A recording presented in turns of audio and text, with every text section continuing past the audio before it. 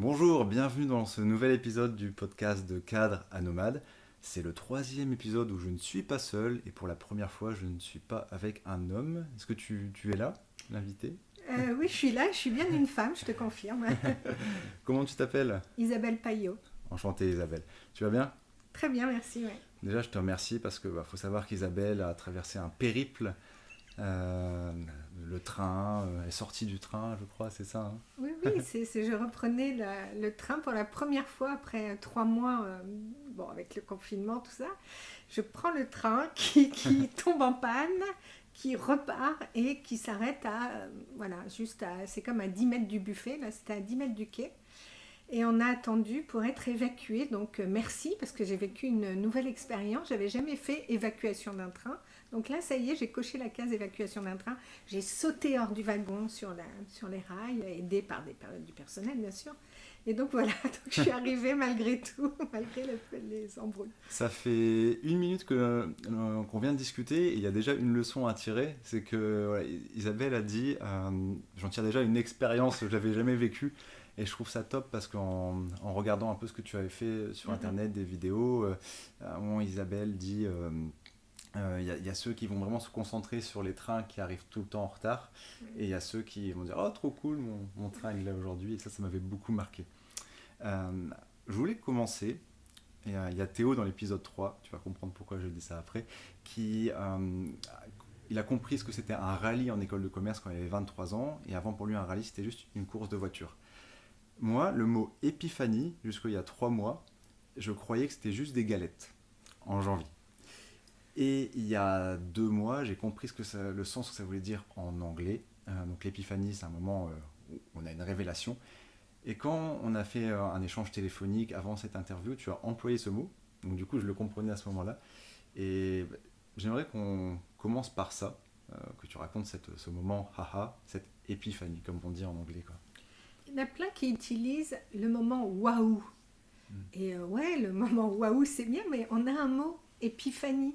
Et épiphanie, c'est un joli mot de la langue française et de la langue anglaise aussi. Ah, c'est Et français aussi. oui, oui, de vivre une épiphanie, c'est vraiment, c'est français aussi. Ouais. Et donc, c'est ce moment où tout d'un coup, tu as comme une révélation intérieure, où tu sais que tu es au bon endroit, tu fais la bonne chose, quand tout s'aligne, quoi, en quelque sorte. Donc, voilà, l'épiphanie, c'est ça. Et moi, j'en ai vécu, moi, j'en ai pas vécu 10 dans ma vie, mais j'en ai peut-être vécu 5, mais notamment une quand j'ai repris mes études pour faire de la psychologie du travail et que je suis arrivée dans cet amphithéâtre du CNAM et en écoutant la prof, là je me suis dit c'est dingue, je comprends absolument tout ce qu'elle raconte, c'est incroyable. Non seulement je comprenais, mais je me disais, mais c'est exactement ça. Il y avait comme une révélation. L'épiphanie, il y avait quand même l'idée de révélation. Et je suis rentrée à la maison et j'ai dit à mon mari, c'est incroyable, je comprends tout ce qu'elle raconte. Soit je suis très intelligente, soit elle est très balèze et je pense que c'est plutôt la deuxième option. Mais en tout cas, j'ai trouvé l'endroit où je vais faire quelque chose. Et qu'est-ce qu'elle a raconté? Est-ce qu'il y a eu une phrase, un moment?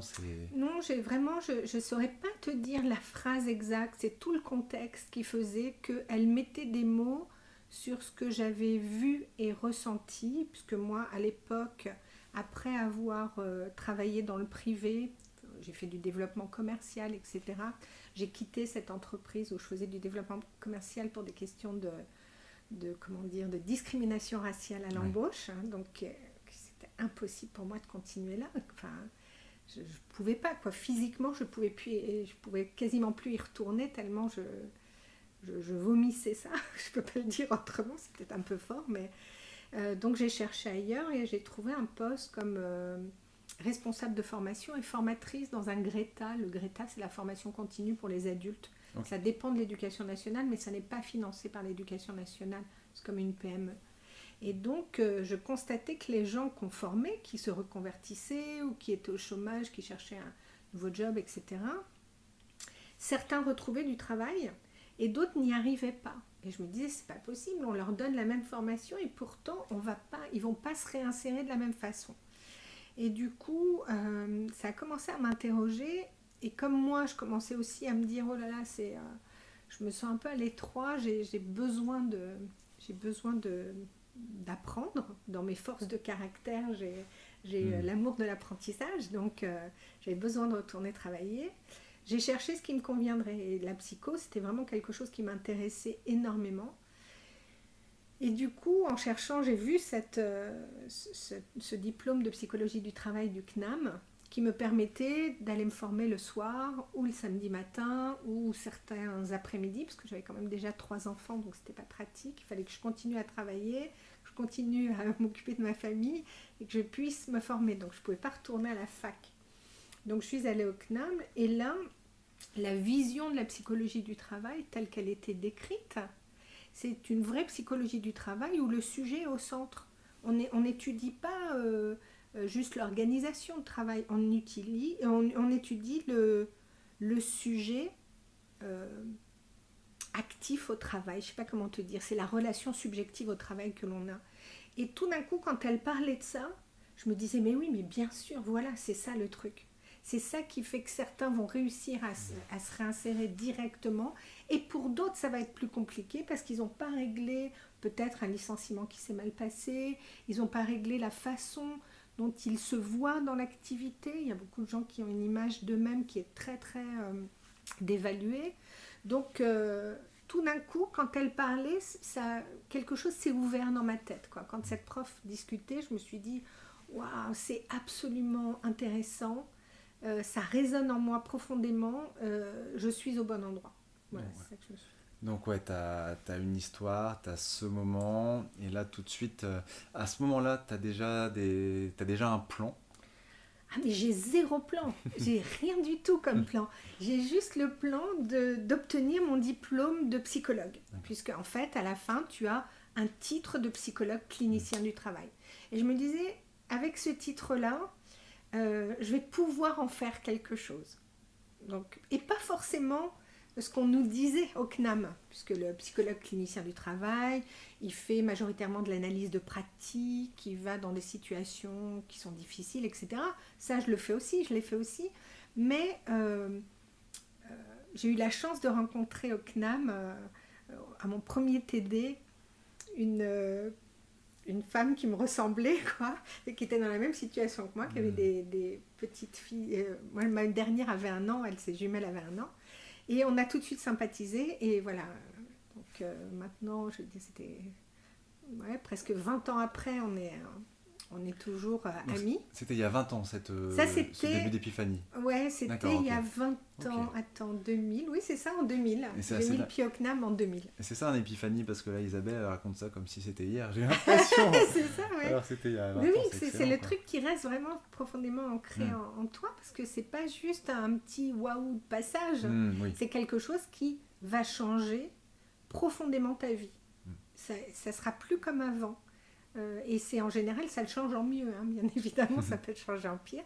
Et donc cette amie que j'ai rencontrée, Valérie, avec elle, on a imaginé une psychologie des apprentissages. À partir de la théorie de la psychodynamique du travail, on s'est dit, c'est pas stupide de penser qu'à partir du moment où on met le pied à l'école, donc on nous demande une activité de travail réflexif, etc., on est des sujets au travail, et dans ces cas-là, on peut avoir du plaisir ou on peut être en souffrance. Et donc on a tiré le fil de la psycho des apprentissages de manière très empirique et clinique. Et quelques années après, on s'est rendu compte qu'il y avait un gars à l'université de Genève qui lui avait théorisé. Donc en fait, bon, après on a pris des raccourcis en disant les femmes expérimentent et les mecs théorisent, quoi. Ah, ça fait toujours rire les clichés. Ouais. Voilà, c'est un peu cliché, mais bon, nous on l'a éprouvé, quoi. On a fait le truc comme ça, donc. Ok, Donc, voilà. super. Avant d'entrer dans cette question, on disait, tu sais, tu fais quoi dans la vie? Parce que j'ai envie que tu exprimes avec tes mots, autre que dans l'intro, tu sais, je vais dire, mais j'aimerais bien t'entendre. Avant ça, c'est aujourd'hui, comment en tant que personne, en tant qu'être humain, tu te définis? Comment je me définis? Je pense que je me définirais par le fait que je suis quelqu'un qui est... comment le dire? Qui a traversé du très sombre du très très noir même, je dirais. Et qui a développé une résilience. Je pense que la résilience, c'est mon sabre de Jedi. Ma résilience et ma vulnérabilité, les deux mises ensemble, ça fait un cocktail détonnant. Mais voilà, je pense que je me définis comme quelqu'un d'ultra résilient et de sensible, vulnérable, mais qui accepte ça. Donc du coup, ça en fait une force. T'en fais une force, ouais. C'est ce cocktail qui te fait avancer, qui augmente ton niveau de bonheur. Ouais, c'est ça. Moi, mon niveau de bonheur, il augmente avec les années, tu vois. Je n'ai pas du tout envie de revenir. Il y en a qui sont très nostalgiques de leur enfance ou de leur adolescence, mais moi, jamais plus je veux retourner dans cet endroit-là. C'était terrible, donc je veux pas y aller, quoi. Enfin, et puis j'irai plus, mais on peut se dire, oh là là, on commence sa vie, c'est vraiment c'est la loose pour certains. Moi, c'était vraiment pas chouette. J'aurais pu me dire, ben voilà, ma vie, c'est une vie de cauchemar. Non, ma vie, elle est géniale, quoi. Donc même d'un départ qui est pas terrible, on peut en faire quelque chose qui est hyper chouette, quoi. Là, si je synthétise, tu es en train de me dire que... Et je sais que j'entends souvent de discours de personnes qui, à tel âge, à 50, 60 ans, ils aimeraient bien parfois revenir en arrière. Et là, tu me dis que tu n'as jamais eu un niveau de bonheur aussi haut. Je trouve ça excellent. Et moi, j'ai envie de te dire, j'ai envie de te demander, Isabelle, mais comment ? C'est quoi ton secret ? Je sais pas s'il y a un secret. Le secret, c'est d'abord de regarder ce qui va dans la vie. Et puis, quand tu arrives à des épreuves, parce que c'est pas... voilà, par exemple, l'année dernière, moi, j'ai plutôt vécu une année assez pourrie, on va dire. Je pourrais regarder l'année 2019 comme disant « Ah, c'est noir, c'est une année noire », mais c'est pas vrai, parce qu'il y a eu des super moments. Mais il y a eu un gros morceau très difficile. Eh bien, moi, je me dis « Ok, sur le moment, c'était pas évident, mais qu'est-ce que j'ai attiré de cette expérience ? Qu'est-ce que ça va m'apprendre sur moi ? Comment je vais me développer avec ça ? » Donc j'ai plutôt tendance à regarder d'abord tout ce qui va bien, et puis après de me dire « Bon, ce qui marche moins bien, comment je peux m'en faire une expérience dont je vais tirer quelque chose ?» Donc au bout du compte, tout est plutôt très bien, en fait, parce que oui, je ne veux pas me dire « Oh là là, j'ai pas de chance, etc. » C'est faux, quoi. Je sais pas, oui, chaque chose, je trouve toujours, je pense que peut-être la question, elle vient aussi de la capacité à s'émerveiller. Okay. C'est-à-dire qu'on ressent du bonheur si on est capable de s'émerveiller, même de pas grand-chose. Moi, je m'émerveille d'une tomate qui pousse dans mon jardin, que c'est à ce niveau-là d'émerveillement, tu vois, c'est pour te dire. Génial. T'as été émerveillé parce que t'étais contente de vivre l'expérience du train, donc ça en dit long. Sur le moment, je me disais, oh là là, non, mince, en plus, je te faisais attendre, donc ça m'agaçait un peu, mais... Puis après, je me suis dit, bon, de toute façon, j'ai pas la main, je pouvais pas aller attraper la conductrice, ou je pouvais pas sauter sur les voies sans qu'on me dise de le faire, etc. Donc, il y a un moment où il faut accepter ce qui est dans notre zone d'action, et puis accepter ce qui n'est pas dans notre zone d'action, et se dire, ok, bon, voilà, on fait avec, quoi. J'ai pas la main dessus. C'est clair. Et c'est vrai que cette façon de voir les choses positivement, moi, j'ai mis en place... alors je fais peut-être pas tous les jours, pas assez, quelque chose que tu connais bien, ça s'appelle les 3 kiffs. Ouais. Les 3 kiffs, pour ceux qui connaissent pas, c'est vous passez une journée pourrie. Vous passez une journée. Oui, vous passez une journée. Non, mais même dans une journée pourrie, vous rentrez chez vous, il y a eu 3 petites choses qui ont fait la diff, qui ont été positives. Un beau papillon, un bon sandwich au thon, j'en sais rien, des choses comme ça. Ouais, dire salut à son voisin avec qui on a discuté 3 minutes. C'est de mettre le regard sur ce qu'il y a eu de chouette quand même. Moi, en fin d'année 2019, j'ai fait une lettre à 2019 en disant, voilà, bon, là franchement, je suis contente que ça se termine, mais je ne vais pas t'enfermer dans une année noire, parce qu'il y a eu ça, et pour ça, je dis merci, pour des belles vacances à Madère, par exemple, je ne connaissais pas Madère, et donc j'ai listé tout ce qu'il y avait eu de chouette, et qui permettait de contrebalancer d'autres choses plus difficiles. Ok. Ouais, faire un travail, écrire, choses comme ça. Je sais que tu fais aussi beaucoup de sketch notes, j'ai découvert ça, c'est top. Ouais. C'est génial également. Je voulais expliquer aussi à l'auditeur, car moi, c'est vrai qu'il y a 3 ans, donc voilà, j'avais pas lu un bouquin depuis des années. Développement personnel, je connaissais pas. Mais là, développement personnel, développement impersonnel, tu parlais de ça, notre relation avec les autres, tout ce qui est positiver. C'est des notions que je ne connaissais pas. Et parfois, les gens, c'est un podcast qui s'appelle De cadre, de MAD, qui a pour but d'aider les gens à trouver du sens dans leur travail, que ce soit dans notre entreprise, à devenir indépendant, à notre modèle. Ouais. Moi, mon bonheur, je pense qu'il est dans le fait de travailler où je veux, quand je veux. Et c'est quoi le lien entre ça et... Alors, moi, j'ai ma théorie, mais en quoi ça peut aider cette psychologie positive, toutes ces techniques, pour aider l'autre à trouver du sens? C'est quoi le lien? En fait, c'est que il y a très longtemps, on a mis en place il y a eu toute cette émergence de la New Age, donc avec une conscience du monde, une conscience de soi, un développement personnel. Mais comme toujours dans des choses nouvelles comme ça peut avoir un revers qui est que à trop vouloir se développer, on se regarde le nombril quand même. Donc en fait, on se développait, etc. Super. Et puis c'était, au bout d'un moment, moi je trouve ça presque narcissique, quoi. Si ça n'est fait que pour ça. D'accord ? Donc se développer, c'est bien, à mon sens, pour trouver qui on est vraiment. C'est quoi mon identité ? C'est quoi mon unicité ? On est 7 milliards, mais il n'y en a pas un qui a le même ADN que toi ou que moi. Donc, qu'est-ce que je suis venue faire ici ? Donc, de chercher quelle est sa zone d'action, même sur un petit périmètre. On peut avoir, je sais pas quoi, on peut être gardien d'immeuble. Et puis, sa mission, c'est de faire en sorte que tous les gens qui habitent l'immeuble se sentent bien, qu'ils aient leur courrier à temps, de créer du lien social. Et ça, c'est une mission de vie que je trouve super intéressante. On n'a pas tous besoin d'être des Mandela ou des, je sais pas quoi. Dalai Lama. Ouais, Dalai Lama, etc. Et bon, même eux, de toute façon, il y a peut-être des moments où ils sont pas au top tout le temps. Bon, bref, on trouve l'endroit où on se sent utile au monde, utile aux autres, à son monde, à son petit monde. Et donc, dans la psychologie positive, ce qui a été montré, c'est que pendant très longtemps, en fait, la psychologie, elle ne regardait que ce qui ne fonctionnait pas chez nous. Qu'est-ce qui dysfonctionne ? Qu'est-ce qui fait qu'on va mal ? Pourquoi on souffre, etc. On venait explorer tous ces ressorts-là. Et en psychologie positive, tout d'un coup, c'est l'inverse qui a été analysé. Et les chercheurs se sont dit, ok, mais qu'est-ce qui fait que les gens sont heureux malgré tout ? Comment ils arrivent à dépasser des épreuves ? Où sont leurs ressources ? Où est la résilience, etc. Donc la psychologie positive, c'est de nourrir ce qui va bien, pas pour dire je vais bien, tout va bien, et se cacher, en fait, se mettre des œillères et de faire croire que j'ai le sourire tout le temps, je me marre tout le temps, etc. Ma vie est merveilleuse. C'est pas du tout ça. C'est de regarder ce qui fonctionne, et quand quelque chose est plus difficile, de sentir en soi qu'on a les ressources pour faire face.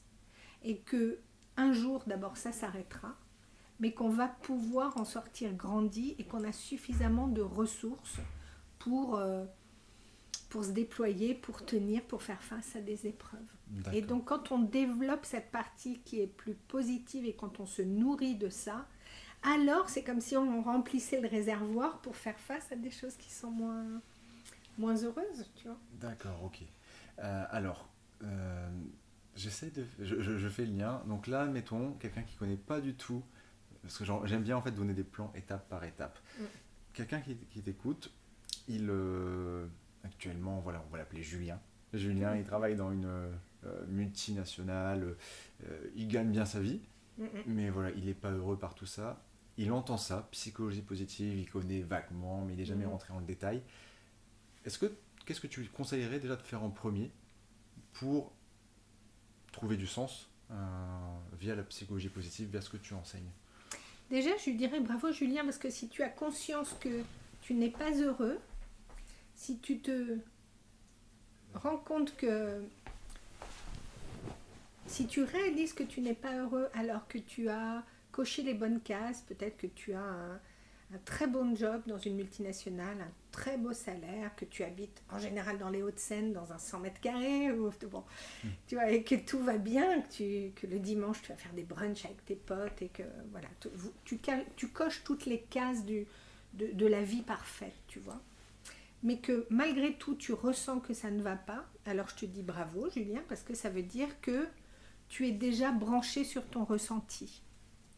Donc déjà, je lui dirais, branche-toi sur ce que ton corps te raconte. Ok. Trop souvent, certains vont se dire non, tout va bien, et puis j'ai fait les bonnes études, on m'a dit de faire ça, je me suis mariée, machin. Donc tout a l'air bien sur le papier, mais on sent qu'il manque quelque chose. Il y a quelque chose qui nous manque. On n'est pas accompli, on ne s'est pas déployé.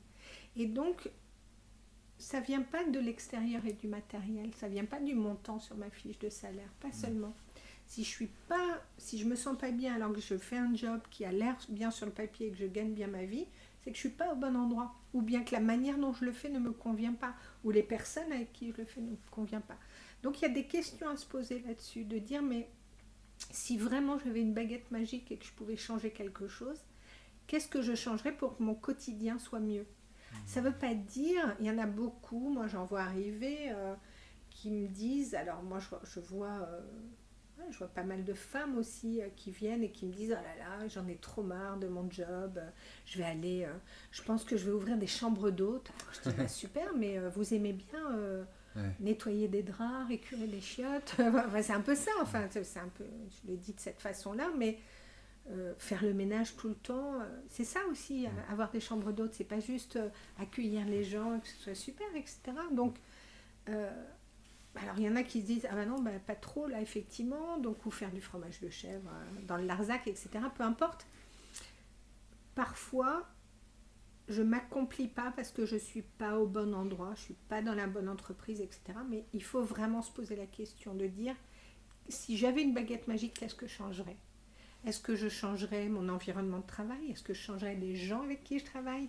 Est-ce que je réduirais mon temps de travail parce que, par ailleurs, j'adore faire du sport, ou j'aime chanter, ou je vais avoir du temps avec mes enfants, ou j'en sais rien. Donc, j'analyserai tous ces points-là. Je ferai un bilan, comme un bilan de vie, de sa vie personnelle, intérieure, sa vie familiale, sa vie professionnelle, en disant qu'est-ce que j'ai envie de garder et qu'est-ce que je veux jeter parce que ça ne me plaît pas. C'est un super exercice, et quand je t'ai écouté, tu m'as apporté une autre perspective sur un moment de ma vie où j'avais l'impression que, via mes rencontres, alors moi j'ai pas été le profil où je détestais pas, parce que je voyais aussi le positif, le salariat, mais il y a beaucoup de personnes qui vraiment se disent, je travaille à tel endroit, Julien par exemple, j'aime pas du tout ça, je mets pas de sens.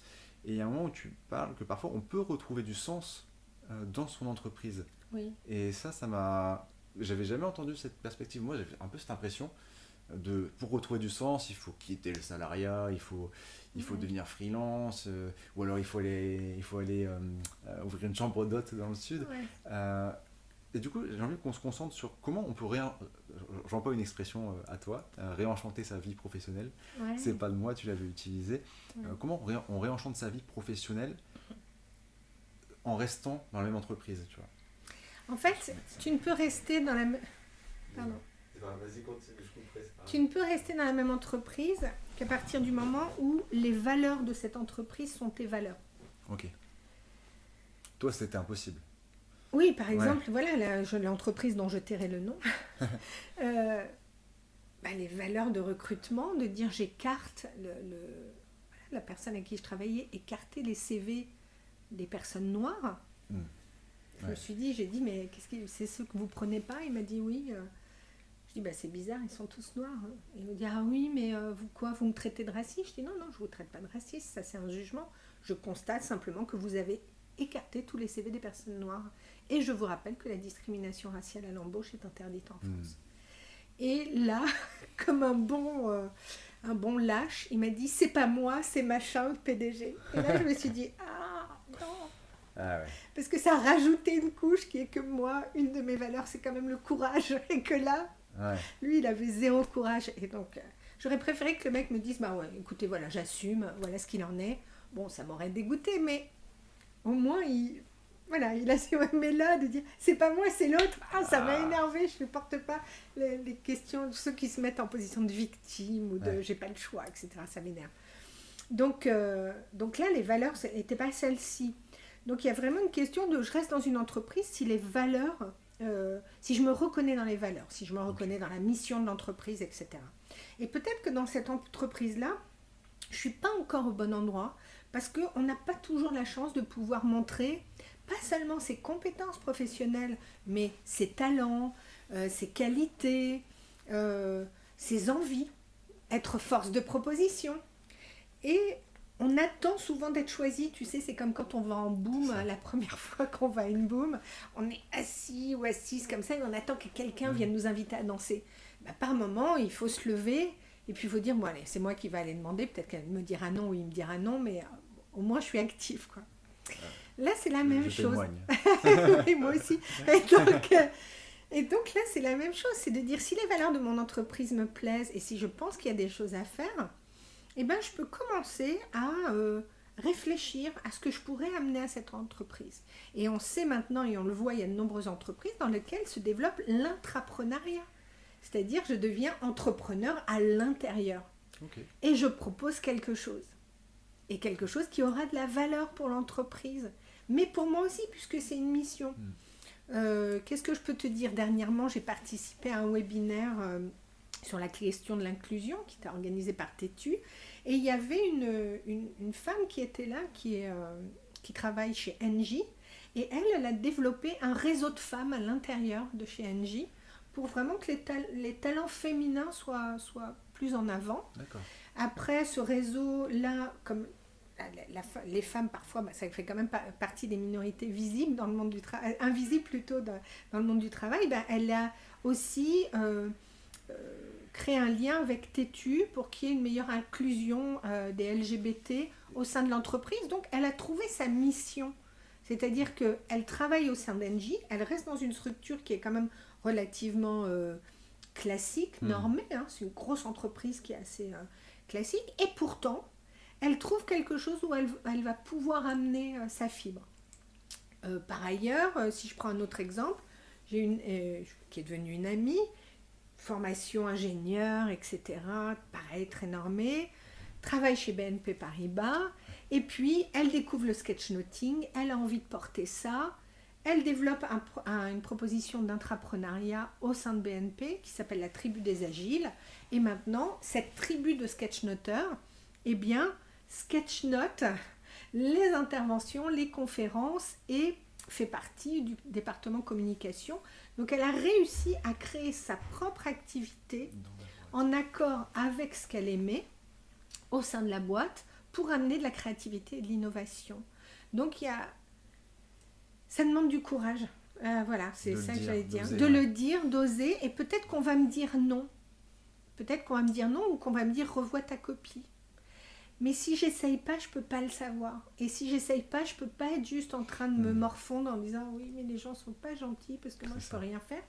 Voilà, faut y aller, quoi. Je pense qu'il y a un moment, faut se bouger. Il faut exprimer ses envies, même au sein de son plus 1, pas avoir peur de dire.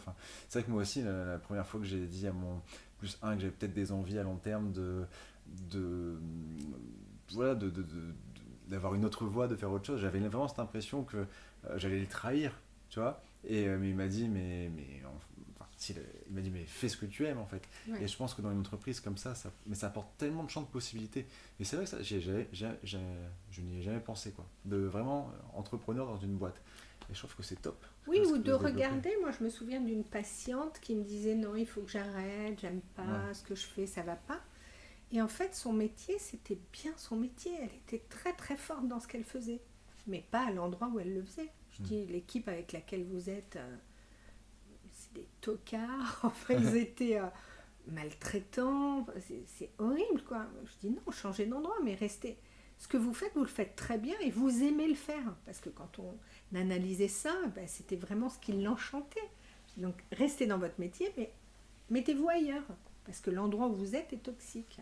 Donc, on n'a pas toujours... je pense que les gens souhaitent faire un changement radical parfois. Carrément, je sais pas, devenir un rocker ou j'en sais rien. Mais c'est pas donné à tout le monde, quoi, de pouvoir faire un changement comme ça. Par contre, on peut faire des petits ajustements qui nous font du bien, qui tout d'un coup donnent une saveur autre à notre vie et font qu'on se sent utile et on sent qu'on exploite pleinement ce qu'on est. Moi, je pense que la clé de ça, c'est de dire qui je suis, comment je suis le plus authentique et le plus près de soi, c'est quoi mon identité, c'est quoi qui me caractérise, qu'est-ce que je veux porter comme valeur, qu'est-ce que je veux mettre en œuvre au service des autres et au mien aussi, et de pouvoir y aller. Et c'est ça qui fait qu'on se sent heureux et accompli. C'est des super exercices à faire parce que c'est vrai que quand on pose pas ses pensées, ce qu'on aime, ce qu'on n'aime pas, nos valeurs, etc., on a l'impression que notre bonheur, c'est Julien qui travaille à BNP Paribas. Pour être heureux, il va devoir élever des chèvres dans le Larzac, tu te disais ça dans une interview, je crois, et partir en Asie et vivre sans électricité ou sans Internet. Enfin, oui, c'est ça, ou bien il y a ceux qui pensent que pour être heureux, il faut qu'ils réussissent à avoir le méga bonus de l'année, la super voiture de fonction, mieux que le N-1, etc., dans des trucs matériels. Mais on peut te mettre tout ce que tu veux sur la table. Si tu te sens vide, s'il te manque quelque chose, c'est pas l'extérieur qui va te permettre de te sentir mieux, vraiment. Carrément. Bon, je pense que maintenant on peut arriver, vous connaissez bien Isabelle par ses valeurs, sa position sur tout ça. Maintenant je peux poser la question qu'on pose en société. Tu fais quoi dans la vie, Isabelle? Qu'est-ce que je fais dans la vie? Alors je fais plein de choses en fait. Il y en a plein qui me disent mais on sait pas exactement ce que tu fais. Alors si, je sais ce que je fais. Si je prends, tiens, je vais prendre par exemple une semaine, comme ça sera clair. Les mardis et mercredis matins, je suis psychologue du travail dans mon cabinet. Ok. Ça ne veut pas dire que je ne pense pas à mes patients le reste du temps, mais en tout cas, je suis psychologue du travail dans mon cabinet, donc en consultation. Je vais recevoir des enfants ou des adolescents qui ont des difficultés dans l'apprentissage ou dans la relation aux autres sur le terrain vraiment scolaire. Et je vais recevoir des adultes qui sont soit en questionnement, soit en souffrance au travail. D'accord. Et puis, le reste du temps, je dirige la Fabrique à Bonheur, qui est un organisme de formation qui est vraiment dont le cœur est la pédagogie. Donc la Fabrique à Bonheur, il y a 3 piliers fondamentaux. Il y a la pédagogie, l'accompagnement. Il y a tout ce qui est autour du travail, de la relation au travail et de la qualité de vie au travail. Et il y a aussi tout ce qui est développement personnel et croissance individuelle. Tu vois, vraiment développement, même développement individuel, je dirais. Mais dans tout ça, l'idée, c'est aussi comment je fais pour savoir comment j'agis, comment je travaille, comment j'apprends, dans le but de pouvoir travailler avec les autres. C'est-à-dire que le collectif, il est très au cœur de la Fabrique à Bonheur.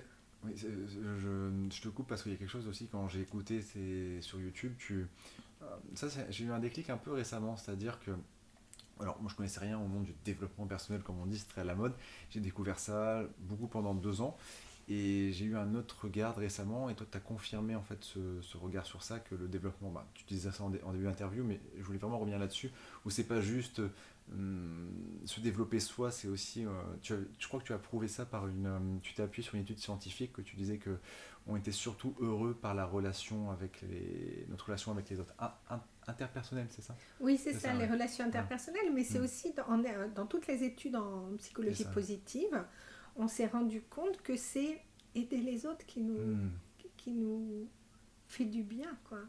C'est vraiment le fait des petites actions, tu vois, tu rentres dans ton immeuble, tu as ta voisine de 80 ans qui porte ses sacs et tu lui dis « Attendez, je vais vous aider », bah ça fait ta journée.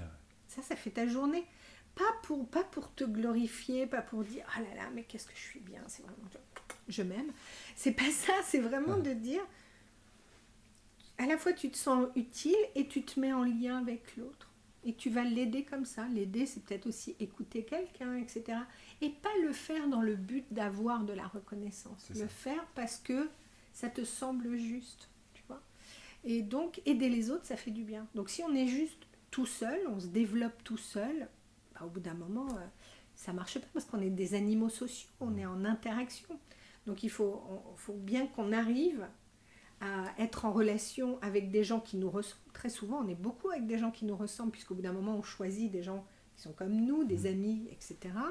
Peut-être qu'on crée son travail, donc on va recruter des gens qui nous ressemblent, mais d'être capable aussi d'aller vers des gens qui ne nous ressemblent pas et de pouvoir se connecter à que ma part d'humanité, elle vienne se connecter à sa part d'humanité.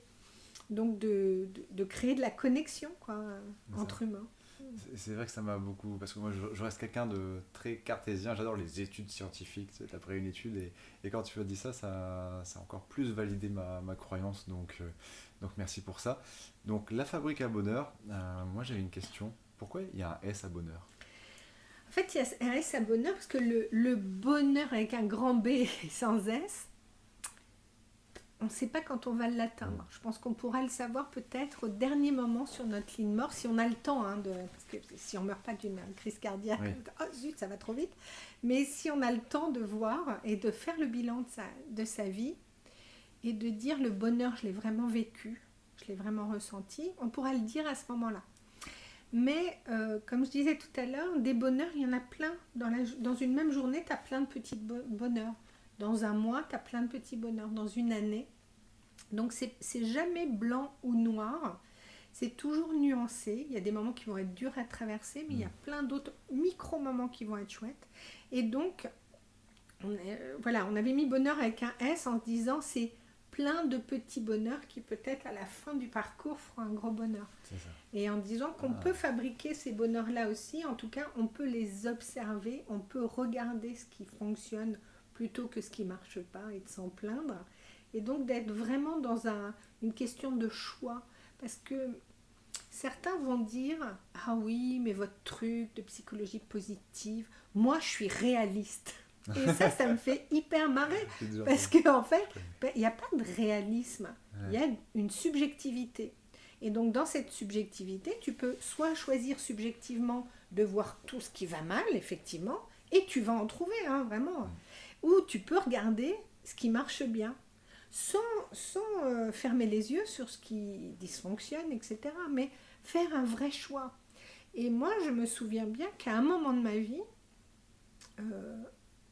j'ai fait le choix de regarder ce qui marchait. Je me suis dit, ça suffit.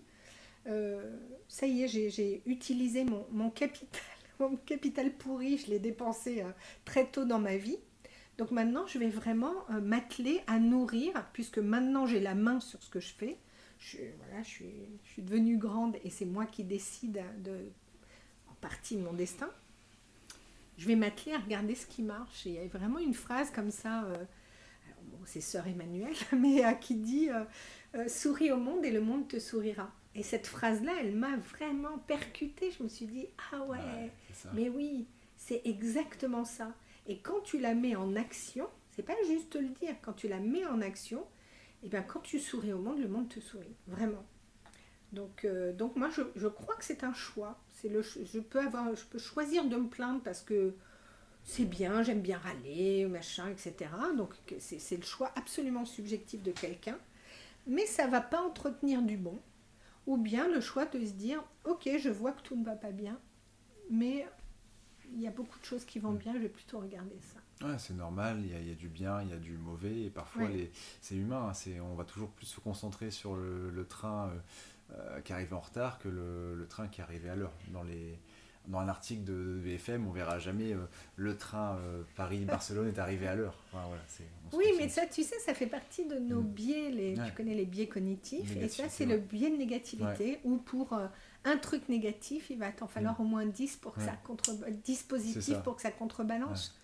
Donc voilà, une fois qu'on a repéré qu'il y a ce biais de négativité, on peut le rééduquer. C'est vraiment de se dire, tiens, ah oui, je vois que là, j'arrête pas de regarder ce qui marche pas et je râle un peu.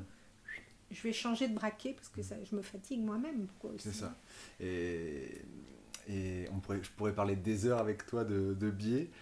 Franchement, c'est un sujet qui me passionne, mais moi, je suis persuadé que à l'école, et je pense que j'ai un peu une mission plus tard dans ma vie qui serait moi, j'appelle ça l'hygiène mentale, d'augmenter de faire comprendre ce que c'est, comment il marche le cerveau, pourquoi on pense ça, pourquoi on se plaint, les biais de négativité, etc. Parce que je suis persuadé que c'est quelque chose qui ferait avancer les personnes, les gens à trouver du sens. Et moi, en tout cas, le podcast s'adresse à des gens qui veulent devenir entrepreneurs, indépendants, qui veulent mettre du sens. Et je suis persuadé que en fait, il faut changer ses croyances. Moi, jusqu'à 25 ans, j'ai fait école de commerce, je suis arrivé là, il fallait que je change mes croyances et j'ai dû me renseigner sur ça pour casser le code et arriver là-bas.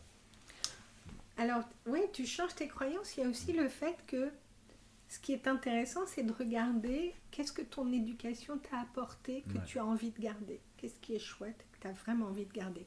Et puis de regarder des choses ou de dire, bah non, moi j'y crois plus au fait que faut faire la bonne prépa, là l'école de commerce qui va bien. Si je fais pas ça, je vais être un loser absolu, etc. Bon, Ouais. bref, tout c'est vraiment ces clichés là qui nous bouffent la vie, hein, vraiment sur l'orientation.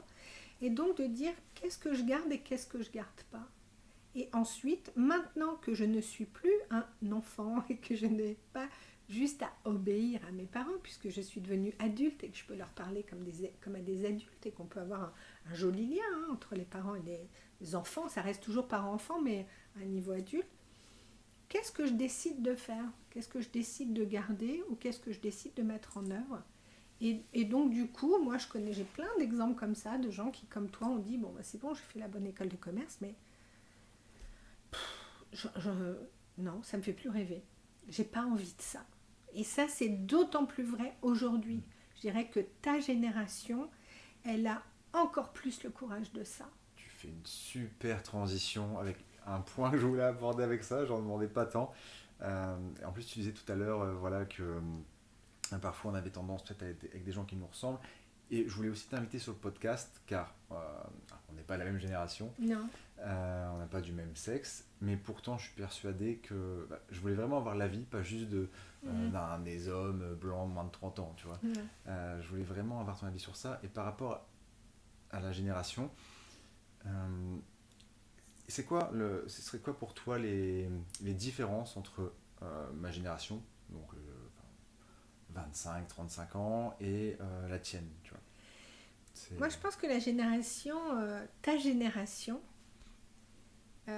donc d'abord, elle a eu la chance de naître avec un portable dans les mains. Et ça, c'est une sacrée différence. Alors, c'est une chance et parfois, c'est pas une chance. Mais moi, je le vois aussi comme une chance, cette chose-là. De dire que le monde, il était à votre porte tout de suite.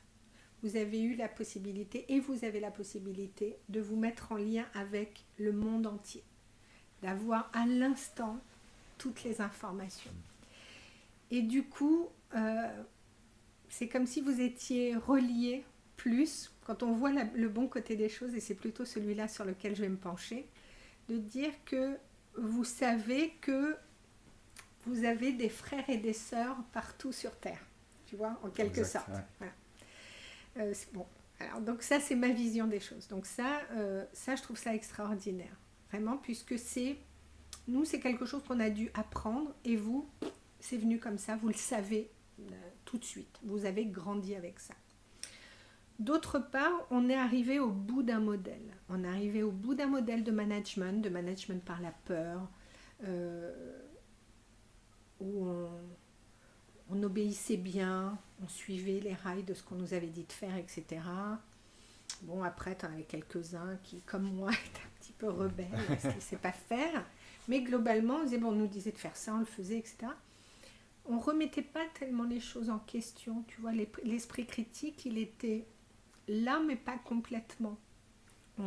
Par contre, on s'élevait pour des vraies causes, parce que nous, quand on était jeunes, il y avait la gauche et la droite. Et le monde était séparé en deux. Tu vois, il y avait le mur de Berlin, donc tu avais les méchants et les gentils, etc. Et puis on sait bien que c'est plus nuancé que ça. La vie, c'est pas celle-ci. Il n'y a pas les méchants, les gentils, etc. Ça, c'est dans les films américains que ça marche comme ça. Donc, nous, on a été élevés à ce biberon-là, quoi, de voir le monde d'une façon très manichéenne. Et on s'est rééduqués et on a compris que ça se passait pas comme ça. On a vu l'Europe se faire. Moi, je trouve ça génial, quoi, la monnaie européenne, tout ça. Ouais, pour nous, j'ai trouvé ça extraordinaire. Tu vois, vraiment l'idée qu'on est plus grand que juste sa nationalité. Et du coup, les jeunes aujourd'hui, il y a à la fois de la désillusion sur les vieux modèles. Ils savent pertinemment que ça ne marche plus. Et ils ont plus de courage pour dire, ok, j'ai fait une école d'ingé, une école de machin, etc. Mais je m'en tape de bosser chez vous et votre super salaire, vous pouvez vous le garder. Moi, je suis ok pour aller vivre avec 1 200 € pour faire de la permaculture ou pour prendre mon sac et de faire le tour du monde parce que je vais aller interroger les gens, etc. Et je trouve ça très libre et très courageux. Donc il y a cette différence-là, c'est que pour vous, le monde est votre jardin. Donc je pense que la différence, elle est vraiment là. Nous, le monde est devenu notre jardin. Il n'était pas au départ. Moi, quand j'étais étudiante, je suis partie travailler aux États-Unis. J'étais réceptionniste à New York pendant 4 mois. On avait un visa d'échange l'été et donc j'avais trouvé ce job à New York. Et je racontais ça à ma fille la dernière fois en disant, je suis arrivée, j'ai eu une nuit au YMCA de New York. Quand tu connais le YMCA de New York, ça fait juste un peu peur. Et je me suis retrouvée avec mes valises sur Times Square et je n'avais nulle part où aller, je ne savais pas ce que c'était. Donc heureusement, comme toujours, c'est ce qui est super aux États-Unis, c'est que les gens, ils sont ils te voient un peu perdu, ils viennent t'aider, ils ont cette dimension sociale qui est très développée. Et puis, je suis allée à l'hôtel où je devais travailler en disant, là, je ne sais pas où loger. Et la comptable, qui était anglaise, m'a dit, il y a une résidence pour jeunes filles et personnes âgées de l'armée du salut qui est à 2 blocs d'ici. Voilà. J'y suis allée, j'ai posé mes valises, j'ai trouvé une chambre où j'ai vécu. Et il a fallu que je décroche le téléphone mural, que je mette mes petites pièces dans le téléphone pour appeler mes parents et dire, ça y est, je suis bien arrivée. Et ça faisait 3 jours qu'ils n'avaient pas de nouvelles de moi. Là, aujourd'hui, tu descends de l'avion, tu fais ton selfie avec l'avion derrière, tu le postes sur Instagram. Bon, alors tes parents savent tout de suite où tu es, ce que tu fais. Tu leur envoies un WhatsApp.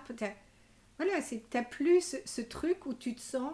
Alors, c'est peut-être un peu dommage d'ailleurs, parce que ça, c'est ce que je trouvais très bien pour nous. C'est que quand tu partais, quoi. C'était un vrai voyage initiatique. Tu étais vraiment coupé. Tu n'es plus connecté. Tu n'étais plus connecté, Mais c'est top cet exemple, hein. C'est vrai, j'avais jamais vu ça, on peut voir le noir et blanc et nous plus le gris. Et je fais un parallèle toujours avec Julien. Pourquoi je fais ce parallèle? Car nous, comme tu disais, on est plus une génération qui peut potentiellement plus aller élever des chèvres Oui, même pas élever des chèvres, mais en tout cas dire ça me convient plus, je vais voir ailleurs. Et tu vas voir ailleurs, quoi. Et c'est vrai que en fait, j'ai quelqu'un avec qui je travaille enfin bref, je connais une fille qui n'ose pas forcément se lancer à côté car la peur de la vie des parents. Ça arrive beaucoup. Et donc là, Julien, s'il lui arrive ça, qu'est-ce que tu lui dis à Julien ou cette fille qui a peur de faire...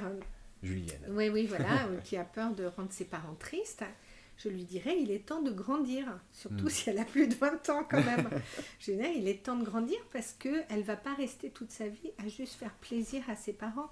Quand on a des enfants, à l'instant même où ils arrivent, ils ne sont déjà plus, ils ne nous appartiennent pas. On est là pour les accompagner et pour les pousser à avancer. Alors les pousser en sécurité, c'est-à-dire qu'au départ on leur tient la main, on laisse un peu le fil. Et puis, à un moment, ils vont partir.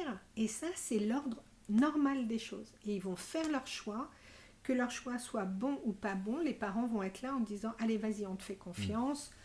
Si tu me demandes, je te dirai ce que j'en pense. Mais si tu ne me demandes pas, je vais me taire. » Donc, le rôle des parents, c'est celui-là.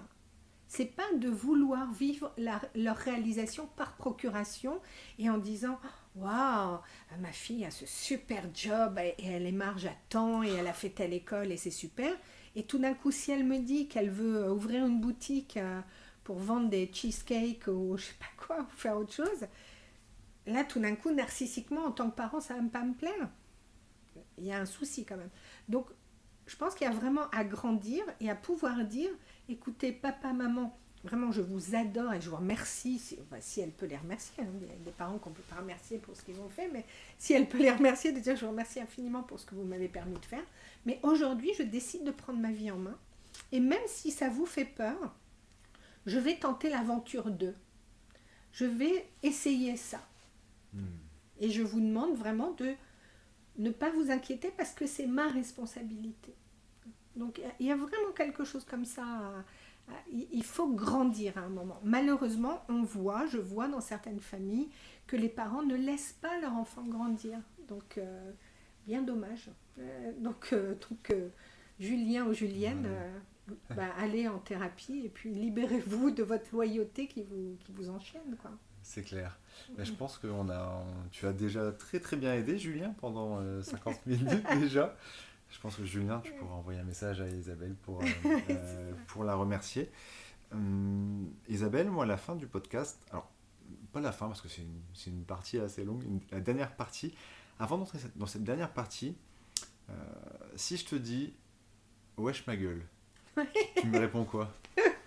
Je réponds, ouais, c'est un peu daté, non? On dit plus trop ça maintenant, on dit plus trop wesh ma gueule. Non. Moi je le disais sur scène, Ah, c'est ça. mais parce que ça me faisait rire, mais bon, je pense que c'est daté maintenant.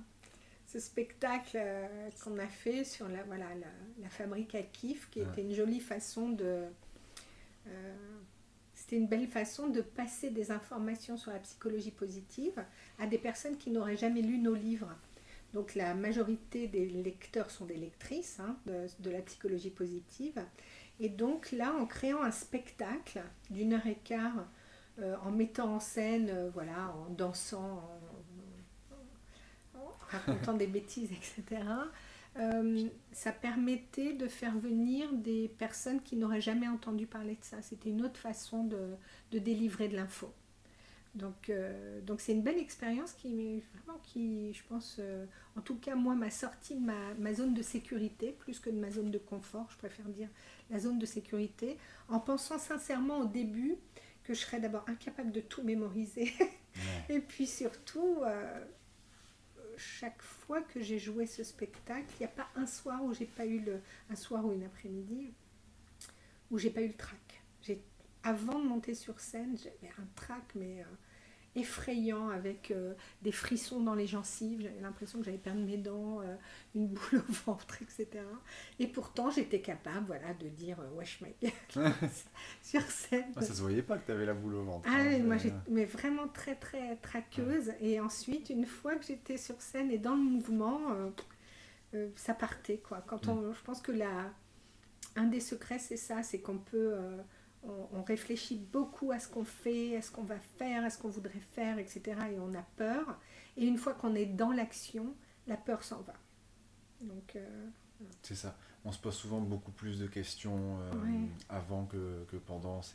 Même avant, la première fois que j'ai enregistré le podcast, à chaque fois au début, il me faut un petit moment, mais une fois qu'on avance, une fois qu'on est dedans, c'est plus, on se pose beaucoup de peur avant une situation, quoi.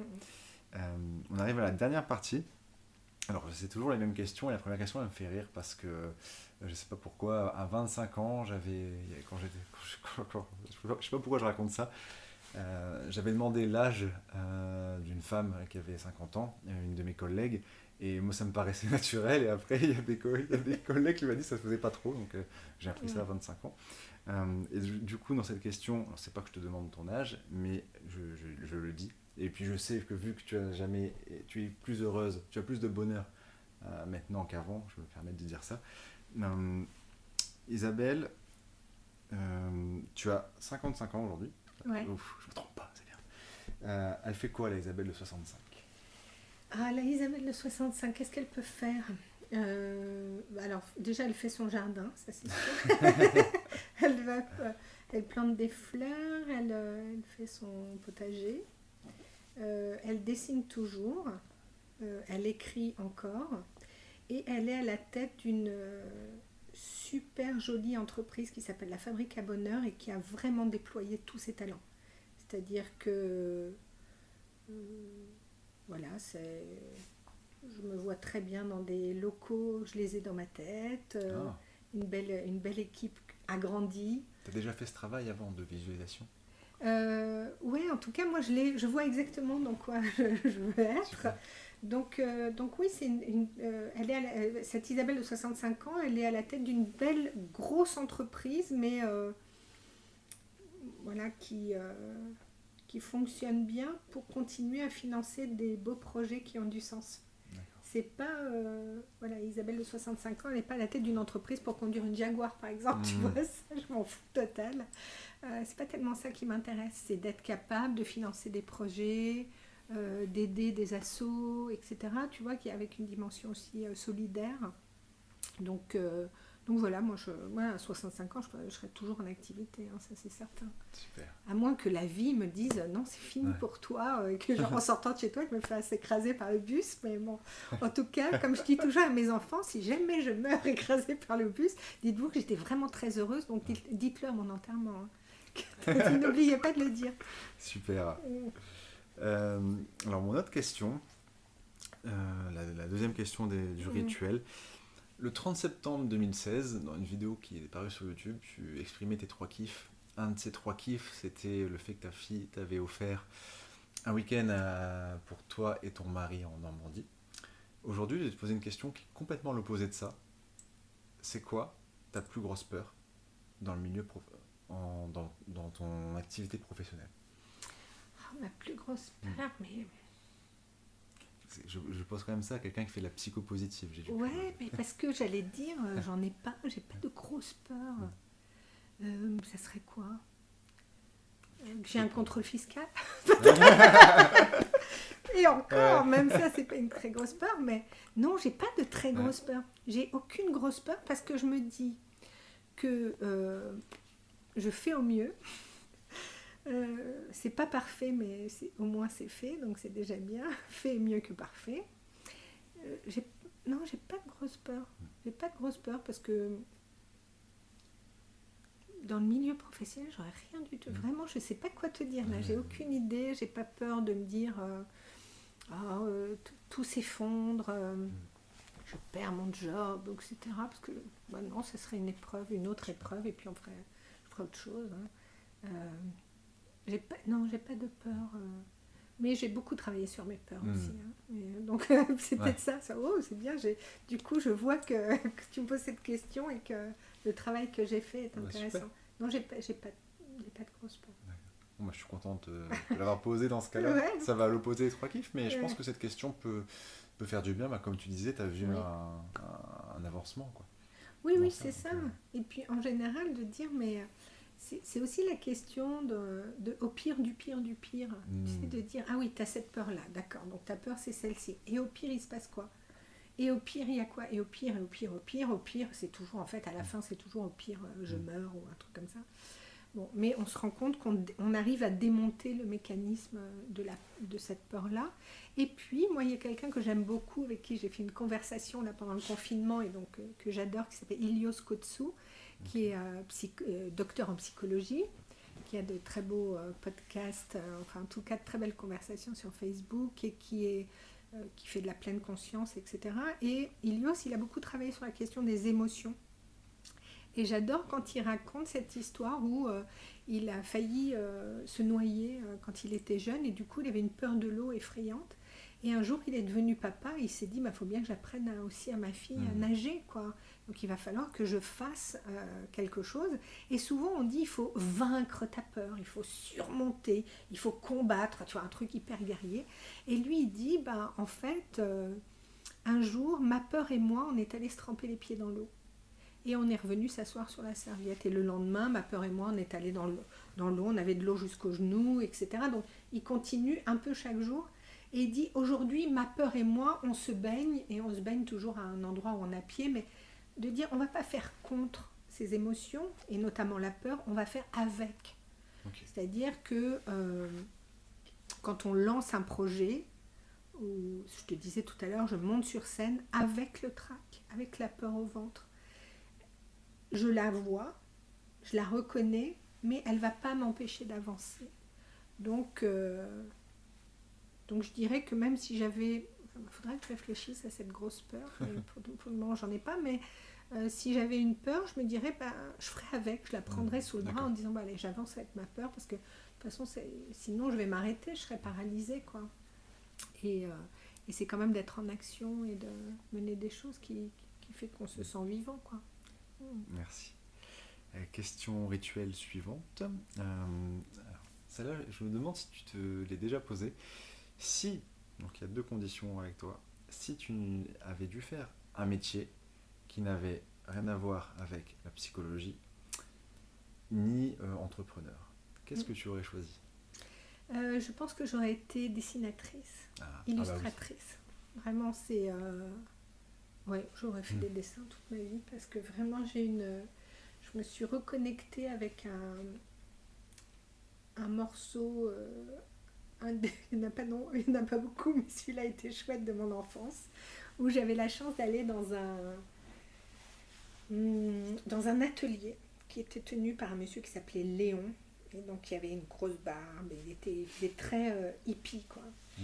Et, euh, et donc dans cet atelier, il y avait des enfants, des petits comme moi, et puis il y avait des un peu plus grands, il y avait des ados, il y avait des jeunes adultes, et tout le monde vivait là. Et on faisait de la peinture, on faisait du fusain, on faisait des pastels, on faisait de la gouache, de la terre, etc. C'était vraiment un atelier créatif qui était génial. Et à cet endroit-là, je me sentais d'abord en sécurité et j'étais vraiment dans mon élément, quoi. C'était merveilleux pour moi. Et un jour, j'y suis plus allée parce que voilà, j'étais adolescente et j'avais plus de temps. Je crois que j'étais au lycée, donc après j'avais moins de temps d'y aller. Et j'ai rangé cette période-là dans un coin de ma mémoire auquel j'ai pu y accéder pendant longtemps. Et en redécouvrant des outils de pensée visuelle et notamment le sketchnoting, cette boîte, elle s'est réouverte à l'intérieur de moi. Est-ce que tu peux redéfinir peut-être le sketchnoting Alors le sketchnoting, c'est un outil de pensée visuelle qui utilise à la fois des mots et des images. Mais les mots, on va aussi jouer dessus, c'est-à-dire qu'on va peut-être les écrire très gros ou plus petits, etc. Donc visuellement, on va jouer sur les formes et les éléments pour présenter des informations. Donc au lieu de le présenter en linéaire, tout d'un coup, on va présenter les infos autrement, qui vont les rendre très accessibles. Ça ressemble un peu comme des posters ou des affiches, quoi. Sur n'importe quel sujet, après tout. C'est un peu comme du mind mapping où il y a... Non, le mind mapping, c'est vraiment un schéma centré. Dans le mind mapping, tu as au centre le sujet et tu as des branches qui déploient le sujet. Exact. Dans le sketchnoting, c'est beaucoup plus créatif parce qu'il n'y a pas forcément un centre. C'est vraiment, tu peux organiser de façon beaucoup plus créative les éléments. Et donc, quand j'ai redécouvert ça, ça m'a reconnecté à cette histoire, à ce morceau d'enfance que là je conserve. Celui-là, je le conserve précieusement. Et donc, si j'avais autre chose à faire, je pense que j'aurais fait de l'illustration. C'est vraiment quelque chose que j'aurais adoré. Donc aujourd'hui, tous les jours, je fais un petit dessin. Je me suis fixé un challenge depuis le mois d'octobre. Donc je fais un petit dessin que je poste sur un compte Insta séparé de mon compte Insta. Voilà. Et qui s'appelle Sketch is a Passion. Et donc dessus, j'essaie de vraiment nourrir ma créativité en disant quel est le thème du mois. Donc par exemple, le thème du mois dernier, c'était de découvrir un élément du patrimoine mondial de l'UNESCO. Donc je dessinais, je sais pas quoi te dire, le château de Versailles par exemple. Et puis moi j'ai toujours un petit personnage qui est dedans, etc. Des mois précédents, c'était quel métier j'aurais aimé faire quand j'étais petit, etc. Donc, et je me suis fixé le challenge de faire un dessin par jour pendant 365 jours. Wow. Donc, mais c'est de l'amateurisme, c'est juste faire vivre sa créativité, tu vois, au quotidien. Mais vraiment, si j'avais dû faire un autre métier, j'aurais fait des études d'art, des études de graphisme et des études d'illustration. J'aurais fait ça. Ouais. Top. Super bien répondu. Mais c'est vrai que j'avais regardé un peu ce que je découvrais, moi, le terme sketchnoting. Ouais. Et j'ai vu ce que tu fais. Et c'est vrai que ça donne envie. On se remémore vraiment les points clés d'un moment, d'un contenu, quoi. Ouais. La dernière question rituelle, alors il y a une rubrique. Je vais t'expliquer le jeu de mots. Ça s'appelle la ringomandation. Mon nom de famille, c'est Ringo. Et donc, en fait, je laisse la parole pour une recommandation. Mais il n'y a absolument pas avec un lien avec le pro, pas du tout. Ça peut être un podcast, une chaîne YouTube, un film, une application, voilà, quelque chose. La parole est à toi par rapport à ça. Oh là là, mais j'aurais tellement de choses à te dire. Moi, tu auras une. Et moi, je suis fanat de podcast, donc j'en écoute plein. Alors peut-être que je vais te donner mon podcast. C'est pas forcément. Enfin, si c'est un podcast, c'est bien, mais ça peut être autre chose. Hein. C'est comme tu veux. Non, vraiment. Là, ce qui me vient, c'est ça. C'est que il y a un journaliste qui s'appelle Julien Cerbonori et qui a lancé un podcast qui s'appelle Super Héros. où il interviewe des héros du quotidien. Donc c'est des gens de son immeuble. Et en fait, il les interviewe et et à chaque fois, c'est quelqu'un d'ordinaire, mais qui a toujours une histoire extraordinaire, parce qu'on a chacun une histoire extraordinaire. Et ça, vraiment, ce que lui, il fait, parce que ce Julien-là, c'est un Julien, fait, c'est extraordinaire. Et là, dernièrement, je participe et je finance, à raison de 5 $ par mois, son nouveau podcast qui s'appelle Une contre-enquête. Ça s'appelle Cerno, la contre-enquête, où il suit les traces du tueur en série Thierry Paulin. Et il va essayer de rencontrer les gens qui l'ont croisé, mais pas pour porter un regard sur Thierry Paulin en disant « ce mec était ignoble », mais pour redonner aussi de la place aux victimes. Et la manière dont il rentre en interaction avec les autres, etc., mais c'est tellement inspirant. Donc voilà, Cernobori, voilà, c'est vraiment Julien Cernobori, c'est celui que je recommande absolument. J'ai tellement de plaisir à écouter ces podcasts, et ce qu'il fait, c'est tellement humain, c'est tellement aligné, authentique, je sais pas comment dire plus, quoi. Tellement j'adore ça, vraiment. T'es la deuxième personne qui me le recommande, et ben ça donne beaucoup envie. Ouais. Comment vous partagez ça. Isabelle, merci, j'ai appris plein de choses sur toi, en me regardant ce que tu avais fait sur internet. Vraiment, que ce soit le fait de pouvoir trouver du sens dans son entreprise, comment tu définis la différence entre les générations, ton épiphanie, enfin c'est top, merci pour ça. Cool. Moi j'ai l'habitude de laisser le mot de la fin à l'invité, donc je te laisse conclure avec ce que tu veux. Qu'est-ce que je pourrais dire ? Je ne sais pas qui va écouter, quoi. Donc je ne sais pas à qui je m'adresse, mais parfois on dit que voilà, les mots peuvent inspirer. Donc quand on est enfant, quand on est tout petit, on a besoin, et c'est nécessaire, de se construire ce qu'on appelle un faux self en psychologie. En tout cas, on prend un habit, un costume, parce qu'on ne peut pas être juste nous-mêmes. D'abord, on est en construction et on ne peut pas être pleinement soi parce que nos parents n'attendent pas ça de nous, nos profs n'attendent pas ça de nous, etc. Donc, on va construire comme un personnage de survie qui va nous permettre d'être accepté par les autres, par des copains, etc. Mais il y a un moment où il faut laisser tomber ce personnage de survie. Il faut déposer le costume et il faut aller vraiment à la recherche de soi-même. Et tous ceux qui écouteront... et notamment parce que tu fais en disant de cadre à nomade, etc., comment se trouver, allez déposer votre costume qui ne vous fait pas du bien. Ça vous a aidé à un moment, mais à un moment, ça n'est plus bénéfique. Au contraire, ça vous étouffe, ou il est trop grand, ou il est trop petit. Allez à la recherche de vous-même, de votre identité, peut-être de ce que vous aimez moins chez vous. N'essayez pas de le corriger, parce que ça ne sert à rien. Acceptez plutôt pleinement ce qui est donné, parce que ce qui est là est bien et juste. D'accord ? Donc alignez-vous, devenez plus en plus authentique et du coup réalisez-vous au maximum. C'est tout ce que j'aurais à dire. Super. C'est toi qui avait le mot de la fin. Et ben voilà, c'est celui-là. Merci beaucoup. Merci à toi. Et oui, bien sûr, le mot de la fin, où est-ce qu'on peut te retrouver ?